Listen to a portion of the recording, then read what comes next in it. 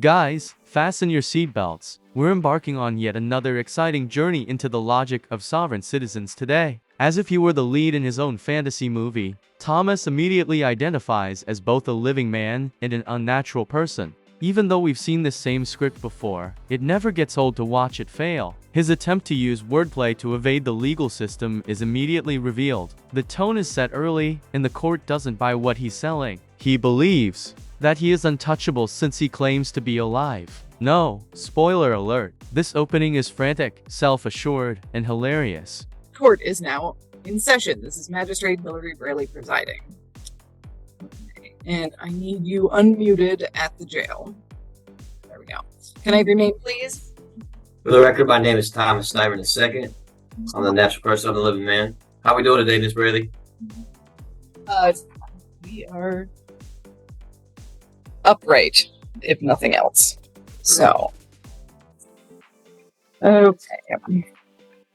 And you said your name is Thomas Styron. The second.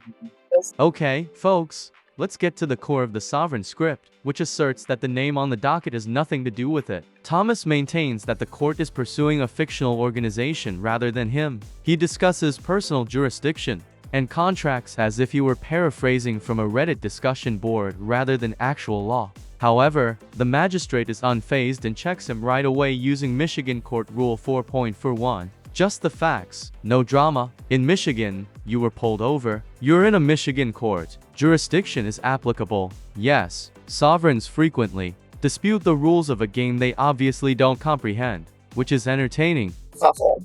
So, recalling case number 19S00472, that is the state of Michigan versus Thomas Ulrich Styron, the second, you said. And also calling 24W001025, that is the township of Ypsilanti, also versus Thomas Ulrich Styron. So, state your name for the record. So, for the record, my name is Thomas Styron II. Is not the name you have attached to this case is not me. I believe that's a state created entity, Your Honor. And I'm not, me being a living person, my name is in proper punctuation. I don't have a all caps name nor Okay, I'm going to cut you off right there. Okay. I don't have no contracts with the state of Michigan at all, period. And so I was wondering about personal jurisdiction, subject matter. Thomas now acts as though he doesn't comprehend the charge because, according to him, he doesn't even own a license, as if he were above the traffic regulations because he canceled it himself. He then launches into the well-known speech, "I was traveling, not driving." He genuinely thinks that only people who aren't doing business should use the roadways. It's similar to hearing someone claim that since they identify as feathers, gravity shouldn't apply to them. The eye roll is almost audible, but the magistrate maintains his composure. It's the most naive and brilliant form of sovereign theater. And you can continue to wonder about those at the moment. What I am doing, you have a show cause hearing on the matter ending in 472, which is the retail fraud charge. I'm showing a balance of $210 on that.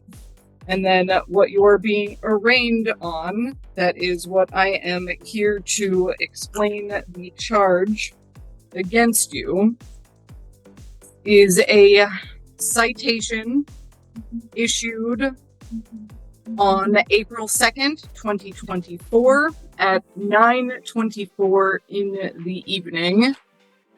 That charges that you operated a motor vehicle on North Ford Boulevard at or near Russell Street with no license on your person. Do you comprehend the charge against you? I do not. I don't even own a license. I canceled my license years ago. So, what you are being charged with is operating a motor vehicle without having a license on your person. So, I'm not asking you if you agree with this. I'm not asking if you have a license. I'm asking if you understand the words coming out of my mouth as far as what this charge is. The charge is accused me of not having a driver's license on my person, correct? Correct. Well, from my understanding, I need a driver's license if I'm in commerce. I was traveling home. Okay. I wasn't doing business at all. And also, from my understanding, I don't need a license to do that. And your overstanding is incorrect, sir. But we are not going to get into that for now. You are saying that you have understood the words as far as not having a license on your person. It is a misdemeanor charge with a maximum penalty of up to 93 days in jail, a $500 fine with court costs, or both. So this is under the assumption that you guys have personal jurisdiction and subject matter jurisdiction over me, right? Yes. So at this time, the court is going to set a pre-trial date for you. That will be before Judge Washington. Ma'am, can we prove the jurisdiction first before we go ahead with setting a trial for that entity or a pre-trial for that entity? I hear you, and at this point you are appearing in front of the court. You have put your name on the record, and yes, we are setting a pre-trial date for you. I did put my name on the record, and my name that I put on the record is not the same name that you have attached to that case. It doesn't mean that your name isn't you just because it's written in all caps and using ink rather than edible crayons. And you can provide documentation of such at your pre-trial date, which is going to be June 26th. So the documentation that I have published, recorded in with, the documentation I have published and recorded on the record, on the state of Michigan record, that says what I just told you, that I'm not who you have, that I'm not the name you have attached to that case. That's I need to bring that with me, is what you're saying? It being already recorded and on the state of Michigan records. Is that good enough? Whatever documentation you have, Mm-hmm. bring with you to your pre-trial date. That is what I am telling you, yes. So.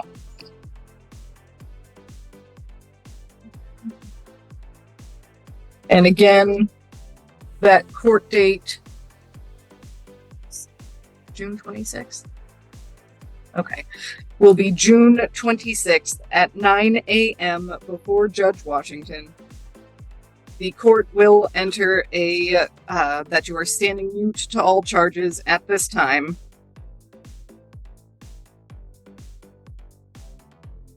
So we're just assuming jurisdiction, though, correct? Yes. How? From my understanding, that has to be proved before we even proceed with it. One of the most brutal courtroom brawls we've ever witnessed occurs in this section. The charge is laid out by the magistrate. After a maximum of 93 days and a $500 fine, Thomas immediately returns to legal jargon. He repeatedly argues that the case's name isn't and tries to correct the punctuation, but the court doesn't bat an eye. The best line follows. It's not necessarily you just because it's written in ink rather than edible crayons in all caps, in less than 10 words. That one remark ruined his entire argument. It's the kind of directness that sovereign showdowns are all about. Are not correct. The court will also set a personal recognizance bond in this matter. Basically, you are promising to show up for that June 24th court date at 9 a.m. over Zoom before Judge Washington, where you will have your pretrial. Okay, so at this point, your hearings are concluded. You are free to stand up and tell the jail that you are finished. So I need to be there under threat, duress, coercion of going to jail? No, you